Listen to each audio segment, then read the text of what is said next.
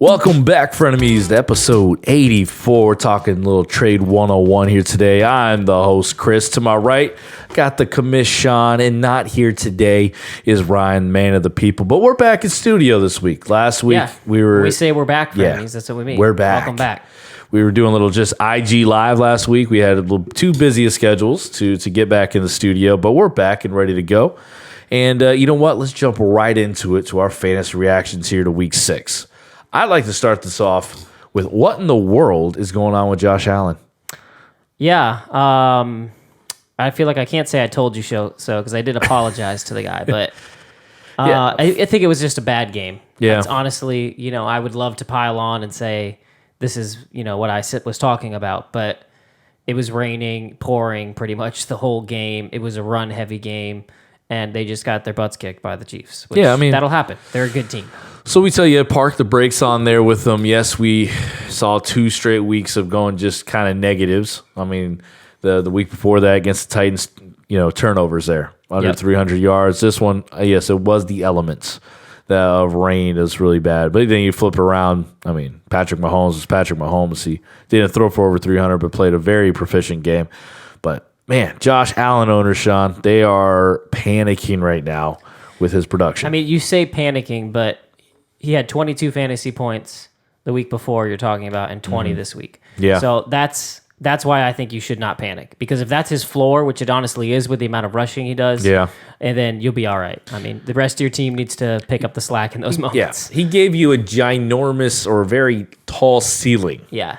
Some he of you guys got you used to over 30 points every week, and that's not going to happen. So guys are like, what's going on? I'm like, well, 20's not bad. You go into the teens, yes, then you might be like, oh, that was rough. But we talk about later, would he be a candidate to trade for or trade away, depending on owners panicking right now. But going from there to a quarterback less Cowboys, that was a really rough Monday night game to watch. Andy Dalton doesn't exist. He ain't no Dak. Kind of. I like the red rifle there, but no Dak. It's almost no fantasy points for Dallas wide receivers. It's only been 1 week. But that was really rough. You thought, again, in that matchup on Monday night, you were going to see a lot more points on the scoreboard for Dallas. Yeah. But with Zeke fumbling away twice, hurting early possessions, but those wide receivers weren't getting the same fantasy point production as you're used to seeing with Dak for throwing over 450 yards. Yeah, I'm honestly scared. I know we were kind of optimistic because we thought he could keep the offense afloat. You have to downgrade everybody, but it's not like panic and drop people. At this point, I am a little scared. We keep referencing our trade away thing, but I would be perfectly fine trading away Amari Cooper off of that garbage time end of the game. He was playing awful because Andy Dalton was playing awful. And it's not like it was some crazy good defense in Arizona. Budda Baker would beg to differ, but as far as the rest of that defense goes, it's not a lockdown defense or anything. And you look at it, he was just on the schedule off the top of my head. I did not prep or look at that, but yet still the Redskins and the Eagles, he's got to play twice in there. Yep. And you're thinking the best part of those teams are their defensive line. And they just lost Zach Martin. I'm not quite sure what the length of time is, but he was taken out of that game. You can tell that offensive line, again, that was missing 3 usual starters, was not given enough time to go deep to any receiver. Yeah. So, I mean, I'm not freaked out to the point where I'm going to sell really low on these guys, but I would say that this Dallas offense is going to continue to struggle. I do not think that, I probably had hopes that he could be 70% of Dak. Now I think the best you're going to be looking at is about 50% of Dak. It's going to be an offense that's going to be very in the middle. It's not going to be a great offense. They want to go to Zeke all day, but if he keeps turning the ball over, it's going to be rough for his carries and touches as well. But let's go to a running back that's going to the IR with an ankle injury, and Raheem Mostert just got him back. It's your boy. And he's going back down there. It's like craziness. A couple leagues I had him, I did trade earlier before this injury happened. Just gut feeling. I was like, let me go get Jerick McKinnon. Yeah. So if I had him, hopefully got him rostered because you're worried of 2 leg injuries in a row, how much he can last going into playoff time in your fantasy seasons. So that's a rough one there just for that offense in general in San Francisco. And then Clyde Edwards-Helaire running shop all over Buffalo. Oh, it's almost like there's a running back that's going to be nipping at his heels.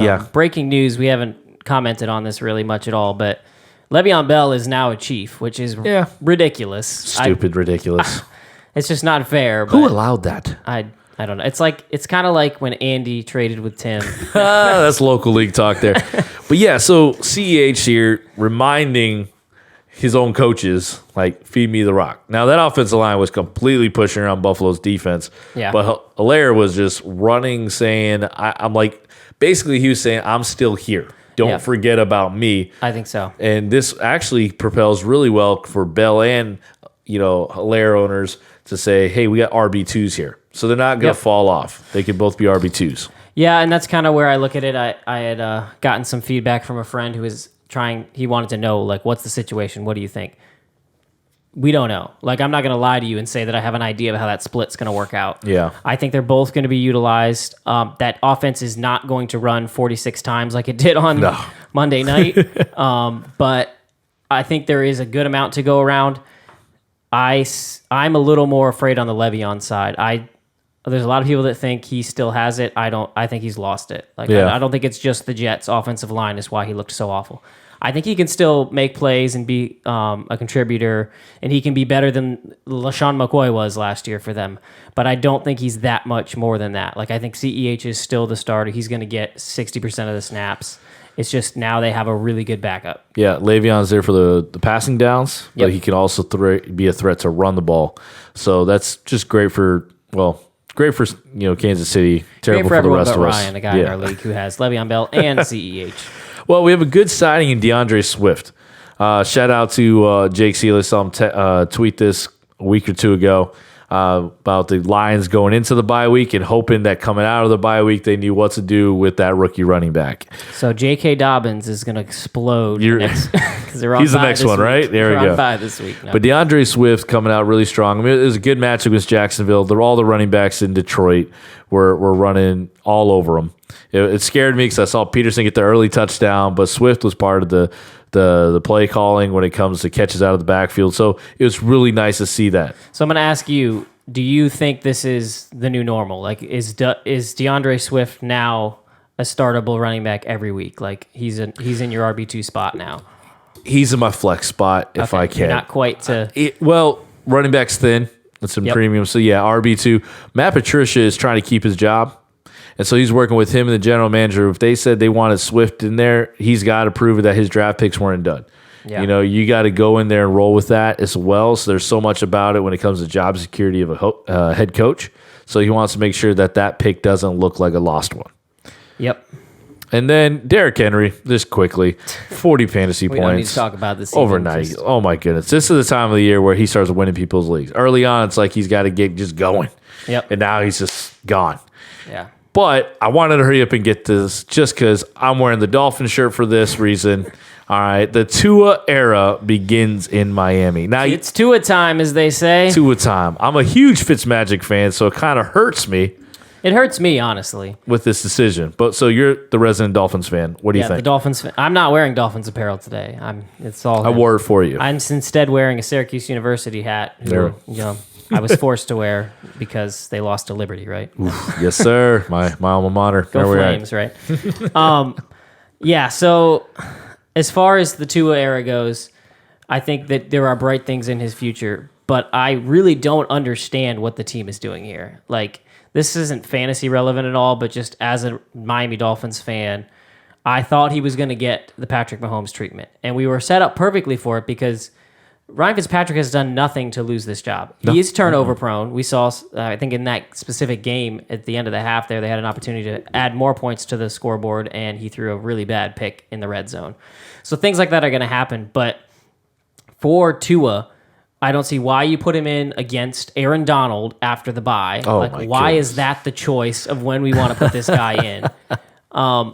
And on top of that, they're winning. Like, we're one game out of the division leader right now. Like, because of Buffalo losing, we now have an opportunity to take this division. Like, seriously, I know that's crazy to talk about. Like, there is still that opportunity. So that's why it doesn't make sense to me. The only possible rational thing that I think... There was two things we were talking about, yeah. The first one being just, if he just looks that good in practice. Like, if he is consistently, in practice, showing that he is better than Fitzpatrick on these plays, then I can see that. You kind of had mentioned that we haven't really heard that, and you usually would, but Yeah. I could see the Patriot type of thing is more of a culture that's being adapted in Miami. Maybe we haven't heard that because they don't want us to hear that. Yeah, they closed it off, and the second thing we were talking about was maybe this was the plan the whole time. Yeah. Coming into the bye week, so Fitz knew about it. Yep. I mean, he saw the ultimate teammate he was. When the fans were cheering, he was throwing his arms up. I love Fitz. I mean, Yeah. I literally this week was like talking to my family. I was like, why do I not have a Fitzpatrick jersey? Yeah. Like, my last name is Fitzgibbons. My middle name is Patrick. Like, Yeah. the Dolphins, this has got to happen. Like, Yeah. maybe they'll go on sale now and I'm going to get one. But Yeah, and you see him on the sideline always tutoring to it. It seems like a great matchup, but there might be more to the story we don't know because outside of it, we're all scratching our heads. Like, we want to see Tua, but Fitz is doing his thing and you're in playoff contention. Why make the move? Yep. Anyways, we're going to go move on to our party cue of the week. Yeah. Ian, would you like to go to a party in my pants? No, Brick. No. All right. So this party question is because of Tua, the Tua time starting over there.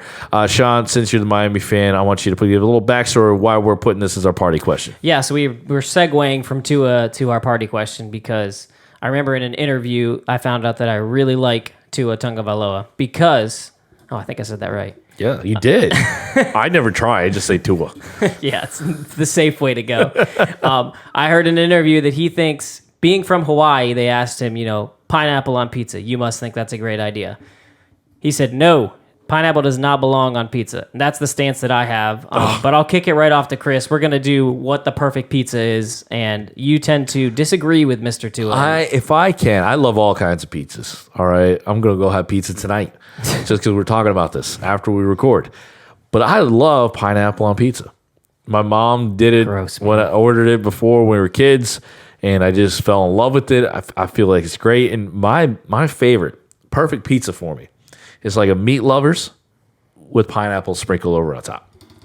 I can't do it. It's like the combination is like perfect for me. Don't get me wrong. I love pineapple. Like pineapple is probably a top 5 fruit for me. Just so good, refreshing, but it's meant to be cold. And when it gets cooked, and the other thing is I think that it goes with ham often, and I'm not a big ham fan. That's it. I never do the regular Hawaiian. I never go ham and pineapple. If I have to do just two, it's pineapple and pepperoni. Okay. Now I feel like the perfect part of just a heated little fruit like that, a little bit of the juices on top of the meat and the pizza is perfect. But I hate the ham. Ham alone. I don't want pizza now because with of the pizza. pizzas. So we'll move on to mine because Okay. this is the correct answer. Okay. There can't be a correct answer with pizza. I feel like it's You just, love pizza. It's also good. I do love pizza. I'm gonna go the opposite. I feel like you went the more summer Hawaiian theme. I'm gonna go up to Chicago and a deep dish pizza, man. Da Bears. I'm technically from New York, was born in New York, but I'm Chicago pizza all day, every day. Oh my goodness! You should take off that Syracuse hat right now, young man. Can't do that. Yeah, deep dish pizza, so good. And honestly, now I have not been to Chicago to have a pizza there. I have. Would absolutely love to. I have been there and had a deep dish. But for the best thing that I can find, honestly, Uno's Pizza, they get it done. Chicago style. So it is really good. That would be my perfect pizza. Would be that sausage and pepperoni. Keep it simple. And then personally, I like black olives. I know this isn't going to be a crowd favorite, but terrible. It's just so, I don't know, something about like a roasted black olive on top of your pizza. It's so good. See, that's one thing. Like you could. I can't take black olives at all. Like I'll eat it if it's in a supreme so we'll pizza. order two I'll eat pizzas it. and we'll eat our own pizzas and that's it. Yeah, we're get not touching half, each other's. I make pizza half olives and half pineapple. No, I don't want your mixed on pineapple there. even getting in I the don't same even want your box. black olives, so that's probably a good idea. Plus, we're two grown men. We can both eat large pizzas on our own. Anyway, so that's our party question there. Hit us up with your perfect pizza. And please, I need some pineapple supporters. I don't want no pineapple hate. It belongs there. I saw a meme about this. You only think pineapple doesn't belong on pizza because of hot takes and memes. If you ever tried it, mix in. Don't go with the ham, but mix it in with pepperoni or something else. You'll love it. Trust me, you'll love it. No, maybe that'll be our next bet. I have to eat pineapple pizza if I lose. Good. Wait, you beat me 2 weeks ago, so you have to buy me dinner. That's true. Maybe I'll. Don't you dare give me black olives on the pizza if you order me pizza. That's true. All right, so we're gonna move on to some trade talk here. Ooh, yes. This is the time of year when I think trades are really instrumental in getting you to the playoffs. Heating up, man. This is the time when you've seen enough data that you can kind of clearly judge what you think is happening in the league. There's always going to be that element of you don't know. A trade happens, and that happens in our league all the time. But people freak out and say this is completely unfair. So always keep that in mind. That's a possibility that you're going to have to deal with in your soul when your player does not perform or the guy that you traded away is fantastic. But overall, I just wanted to start with some kind of tips and tricks. And we'll start with you, Chris. Is there something specifically when you're trading or the times you do it? Just what's a tip you can kind of give people as a 3-time asterisk champ in our league? How does trading work for you? Trading for me works simple way, right? Whoever you're trying to trade with, you treat them like a gentleman. Like a gentleman. All right, you don't go in there lowballing. You don't go in there like they owe you something.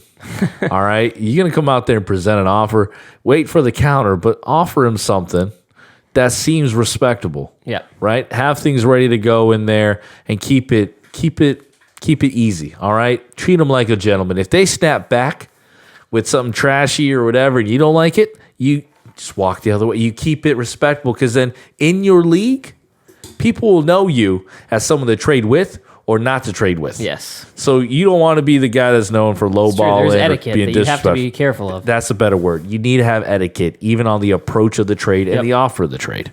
Or even in the reverse, if someone approaches you and it's an awful trade. Yes, there's an awful trade and you could make fun of them, but you probably lost them as a trade partner, even if it was just their starting offer. Oh, you're right. Yeah, definitely. That's so true. So it's fun. As much as you want to make fun of them, hold back a little bit, see if you can get the value you want out of that trade. Yeah. For me, a big one that I love is just stealing a bye week, I guess losing a bye week. If you can get that player that's past their bye, it becomes a big deal, especially with this COVID thing going on. If you don't have to have an extra player on your bench that you would be starting, and now you got to find this option. Like, this is a big bye week for me. I've got Jonathan Taylor. I've got you played me on my bye week. Yeah, Dalvin Cook's on his bye. Yeah, and so that's the type of thing that if you can steal that extra week, I think it really helps out your team. And people don't think about it. And the other thing you can do is you can do the reverse, and you can grab somebody on their bye week, because the value of them goes way down. So say like a Tyler Lockett last week. He probably was somebody you could have gotten at a bunch of better value because he was on bye, and person's like, I can't even play him this week. All right, I'll make this trade that I think maybe not quite as good as I could get for Tyler Lockett. Yeah, and you look at your positioning for a playoff run in your league. Guys who will give away a bye week player, like you're saying, are the ones that need to win that week to stay alive. Like me. Right. So, and then guys who've only got 1 or 2 losses in the season, you're looking down the road, you're like, oh, I can wait. I don't mind that. That's going to turn out better for me in the long run. So those situations come into play.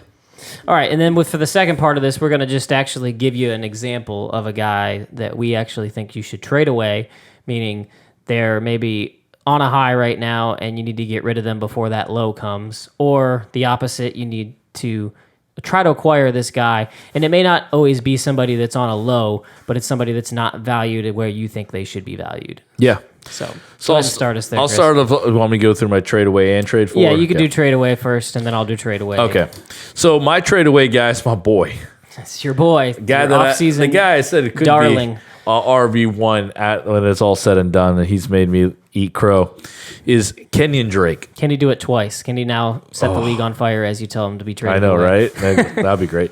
But Kenyon Drake, even the game last night, he went over like 163 yards, in that touchdown. One was off a big run. Before that, if you watch the game, even as Cardinals fans, you know this. I've never seen a guy run so hard for 2 yards. I know. It seems like he should be gone, and it's only 2 yards.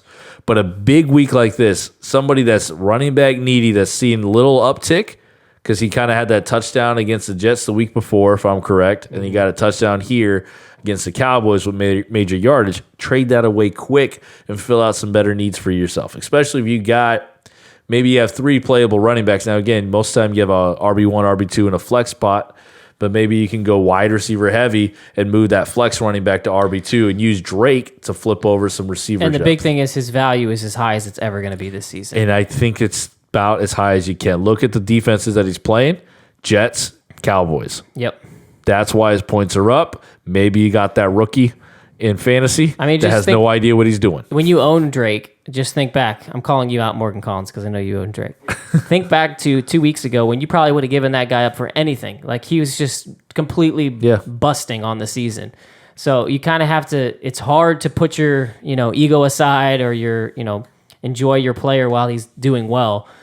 And I'm not saying trade him. I mean, I don't think Chris is saying to trade him for peanuts here. But if you can get a solid running back one, like say a James Robinson, that you kind of your new darling, would you make that trade? If you could right now, would you trade a Kenyon Drake for a James Robinson? Oh yeah, hands down, and say thank you And for that letting may me. work in a league right now because I'm a James Robinson owner, and I know it's like I finally got him in my starting lineup, and he's only giving me 10 points a week, and it's like, where's this at? So those are the kind of trades I think you can get done. My trade away, this is a trade away high, like a seriously high, and I may get burned from this. I may get burned from this.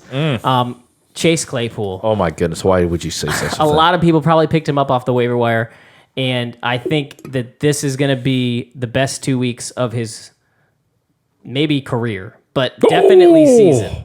Let's write that down. I mean, he had 4 touchdowns in one game, so when he does that again, let me know. That's true. I just think that I don't think he's going to be bad. Don't get me wrong. I don't think that you can't start him weekly. I think you can. I think he's a fantastic flex because I think he's going to be up and down. Boom or bust. Yep. Boom or bust. That's what it's going to be. And if somebody is willing to trade you, I hate to keep using like Tyler Lockett as an example here, but he's a guy that I think is undervalued right now. If someone could trade you a Tyler Lockett for Chase Claypool, which I think that's something that you may be able to get an offer for, I would do it in a heartbeat because Deontay Johnson is going to come back, and he's looked fantastic. I know it's hard because he hasn't been on the field.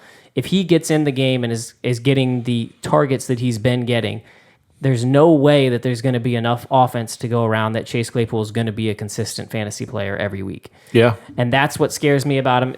And he was free. Like, so say you spent, 50% of your fab on him, and, I know that feels like a lot, but if you can get a player that you're going to be able to start week in, week out, past his bye like a Tyler Lockett, then that's somebody I would pull the trigger on. Yeah. And I know, give me the rebuttal here because I know you're not. I think you agree with most of that, but Yeah. you do think that the value is higher than I do. flip it if you got the depth. The only positive I see is that there's always good wide receiver depth around, even from waiver wire pickups, right? Yeah. Always there. I would flip Claypool for a running back if you need it. Yeah, that's a good way. That's to go. where I go for. Outside of that, I love the kid's upside.